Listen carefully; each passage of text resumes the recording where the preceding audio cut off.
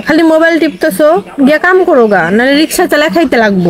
কেরা কইছে রিক্সা চালা এখানে লাগবো? তোমার নাগাল একটা সুন্দরী মেয়ে বিয়ে করুন, তারে দিয়া সোশ্যাল মিডিয়ায় যত নোংরামি টাইপের ভিডিও আছে বানামু, বানিয়ে ছেড়ে দেবো, তাই তো টাকা পয়সার অভাব হবো না।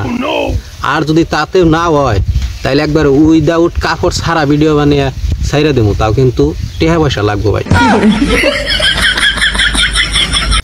উন্নয় বেসাল বাদ দাও, তোমার কি ঘরে বই থেকে পয়সা কামাই ইচ্ছা?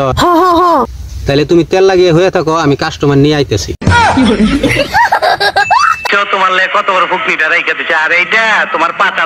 খবর খুব খারাপ, যেটাই এসে 2 সেকেন্ডের বেশি থাকতে পারে না। আরে না পারলো তাতে কোনো ব্যাপার না, টাকা পয়সা তো ঠিক মতন দিতেছে, তাই ওই লইব। আরে কান্দিস না, আমি কিছু একটা করতাছি, তোর জন্য আমি চেষ্টা করতাছি। খারা কমলা, আই লাভ ইউ। এক লাখ ছেড়ে ফেলাই দিব। গুড ব্যবহার আঞ্জাদ কি বাল কয়। আমি ভাবি রে দিয়া পুরাপুরি বিজনেস শুরু করে দিছি। জান, তুমি আমাকে কিবা করে দেখতে চাও? আমি তো তোমার কাপড় ছাড়া দেখতে চাই। এইরকম আর কয়েকজন কন্টেন্ট ক্রিয়েটর থাকলে পাদা সোশ্যাল মিডিয়ার ভালো প্ল্যাটফর্ম থাকতো না, নোংরামি প্ল্যাটফর্ম হয়ে গেত গা। মানুষ আর অন্য জায়গায় নোংরামি দেখবার গেত না। এই শালা গো মাথায় এইসব ছাড়া আর কিছুই নাই নাকি?